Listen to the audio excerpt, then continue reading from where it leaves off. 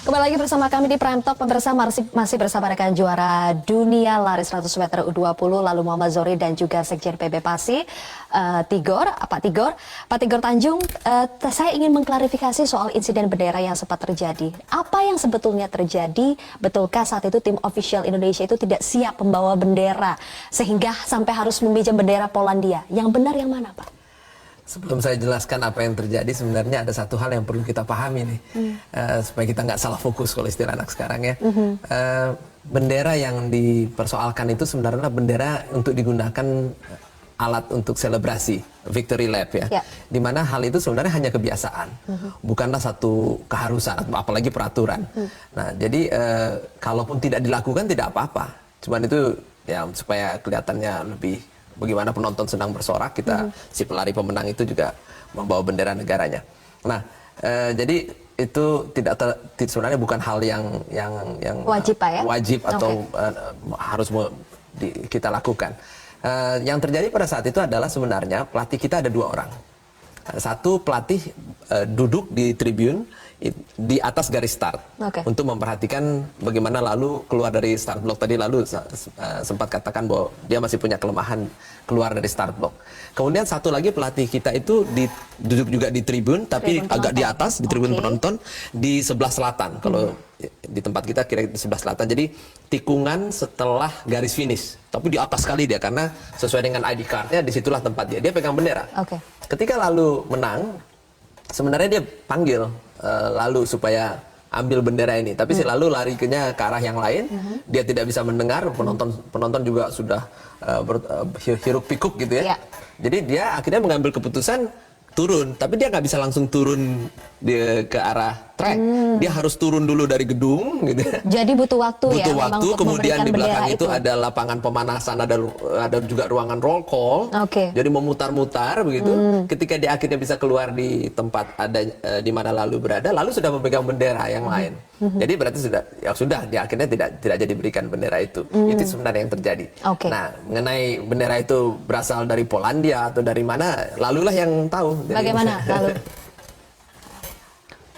Sebenarnya saya nggak tahu sih apa namanya bendera itu dari siapa.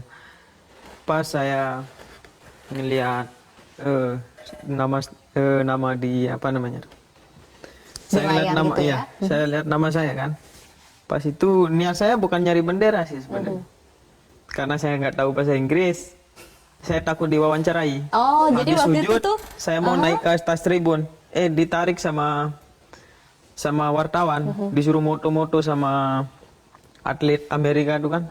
Di moto, habis saya moto, saya langsung naik. Jadi kebingungan yang ditangkap oleh masyarakat itu sebetulnya bukan nyari bendera, tapi lebih kepada menghindari wartawan. Iya betul.